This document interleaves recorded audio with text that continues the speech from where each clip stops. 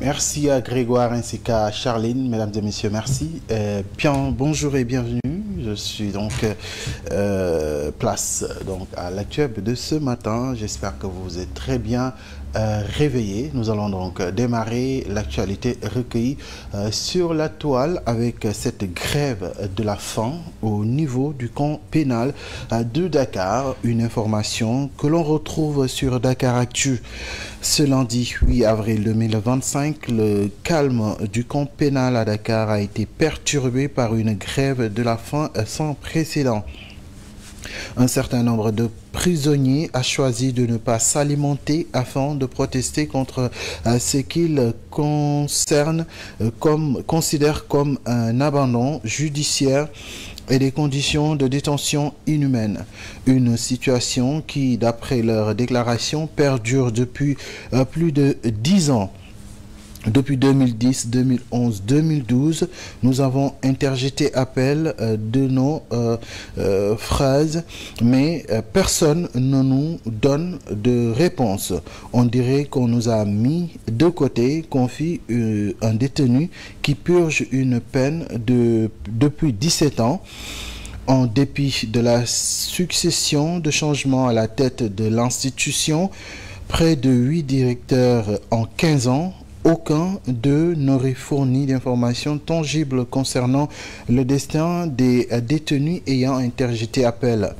Le camp pénal, conçu pour recevoir 600 prisonniers, héberge actuellement plus de 1250 détenus. Les prisonniers critiquent également le manque de libération conditionnelle depuis 2019 et une inégalité dans l'attribution des grâces présidentielles. C'est toujours ceux qui ont des peines légères et qui en profitent a donc lancé un des détenus. L'administration, plusieurs détenus donc critiquent une atmosphère de crainte instaurée par l'administration en place. Les fouilles deviennent des actes de torture, dénonce un détenu. Si ces actions sont confirmées, elles violent les normes internationales concernant le traitement des individus privés de liberté. Par le biais donc de cette action de grève de la faim, les prisonniers cherchent à sensibiliser les autorités judiciaires et pénitentiaires ainsi que l'opinion publique. Ils exigent que leurs droits soient respectés, que les procédures d'appel soient accélérées, que les mesures de clémence soient appliquées de manière équitable et une rapidité donc de leur qualité une amélioration de leur qualité de vie. Pour l'heure, les autorités concernées n'ont pas encore donné de réponse officielle à cette mobilisation. Immédiat, quant à lui, immédiat.sn évidemment, quant à lui, évoque un cas de viol sur une fillette de 6 ans. Cela se passe à Louga. L'horreur s'est abattue sur la paisible commune de Keur-Momarsar ce lundi 28 avril 2025.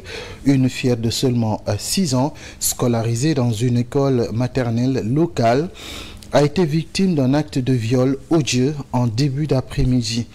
Selon le témoignage poignant de sa mère, Seynabou Gadiaga, les faits se sont déroulés vers 12h30. La jeune A6, locataire de son établissement préscolaire en compagnie de sa petite sœur, quittait donc l'école.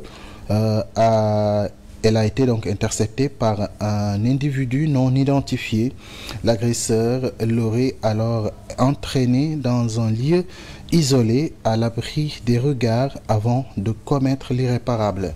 Le récit sanglant de la victime à sa mère révèle que l'agresseur aurait utilisé une seringue pour lui injecter un liquide qui l'a plongé dans l'inconscience. Profitant de son état, il l'aurait sauvagement violée avant de l'abandonner sur place. C'est en ensanglanté et en pleurs que la fille a réussi à regagner le domicile familial pour raconter son calvaire. Sans perdre du temps, Sa mère l'a conduite au centre de santé de Keur Momar Sarr. Face à la gravité de son état, une évacuation d'urgence vers l'hôpital régional Ahmed Sakhir Mbaye de Louga a été nécessaire, où elle reçoit actuellement des soins intenses. Ce drame vient s'ajouter à une série déjà alarmante selon Madame Gadiaga. Il s'agirait du 7e cas de viol ciblant de jeunes filles du même âge dans la localité.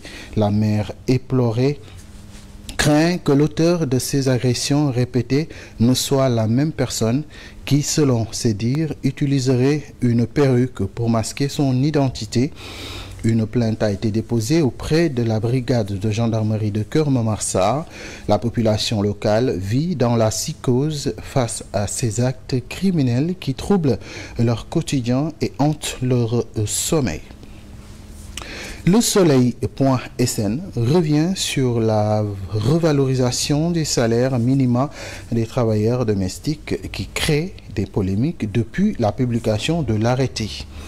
Le ministre du Travail, de l'Emploi et des Relations avec les institutions a adopté un nouvel arrêté fixant des salaires minima catégoriels des travailleurs domestiques et des gens de maison, marquant une hausse notable par rapport aux grilles de rémunération en vigueur depuis 2009. Selon le document signé par le ministre Abass Fall, les nouveaux salaires entrent en vigueur pour l'année 2025, remplaçant ceux fixés en 2009. Les augmentations varient en fonction des catégories professionnelles.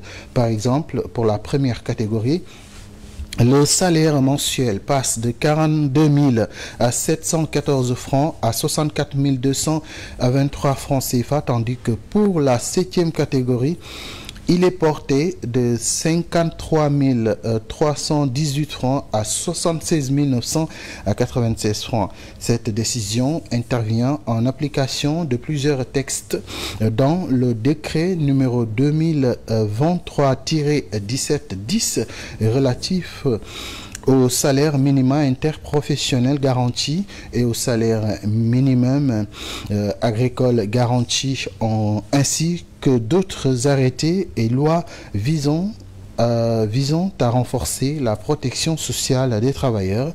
L'arrêté abroge également celui de 31 décembre 2009 qui fixait les anciens minima hiérarchisés. L'exécution de ce nouveau texte est confiée au directeur général du travail et de la sécurité sociale et sera publiée au journal officiel. Cette revalorisation salariale s'inscrit dans une volonté du gouvernement d'améliorer les conditions de travail et de vie des travailleurs domestiques au Sénégal. IGFM, pour terminer avec la convocation d'Amadou Sall par le pôle judiciaire financier. C'est dans le cadre donc de l'enquête sur les 125 milliards de francs CFA de transactions douteuses tracées dans le rapport de la Santif.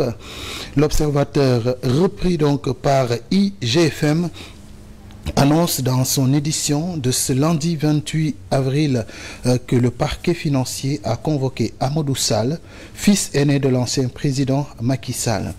Le rendez-vous est fixé au 7 mai prochain et porte sur une transaction de 10 milliards de francs CFA, précise le journal. Une partie de l'argent, il s'agit donc des bons de caisse, a transité dans le compte de la société Woodross Investment Ltd, logée à la banque NSIA, et gérée par la dame Ndeye Seynabou Ndiaye, visée également dans le réquisitoire introductif du parquet, ajoute la même source. Celle-ci poursuit. L'enquête de la Santif mentionne que Ndeye Seynabou Ndiaye avait fait une procuration à Amadou Sall pour gérer le compte, ce qui laisse croire qu'il en serait le bénéficiaire économique. On ne sait pas encore si Amadou Sall répondra à la convocation de la justice. Depuis la fin de sa présidence, Macky Sall vit au Maroc avec sa famille. L'observateur rapporte que l'entourage du fils aîné de l'ancien chef de l'État affirme que le montant en cause proviendrait de la vente d'un terrain offert par son père. L'opération aurait été conduite par le député maire Farba Ngom, ce qui serait à l'origine des transferts d'argent entre les comptes de la société de ce dernier et de Woodrow Investment Ltd. Le quotidien du groupe Futur Média souffle que pour ce dossier, Amadouba est convoqué en même temps qu'un certain Karim Mbaké. Dans le cadre de l'enquête sur les 125 milliards tracés par le CENTIF, le parquet financier a requis le mandat de dépôt contre 8 suspects, dont Farba Ngom et Tahirou Sarr et X, poursuivis pour association de malfaiteurs, escroquerie sur des deniers publics et détournement de deniers publics, soit comme auteur principal, soit comme complice. Ces derniers sont en ce moment en détention préventive. Voilà ce qui met un thème à l'actu-web de ce matin.